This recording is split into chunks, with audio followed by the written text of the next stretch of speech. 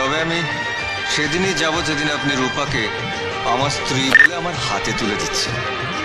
ততদিন আমি এখানেই থাকছি। তোমার আমার মাঝে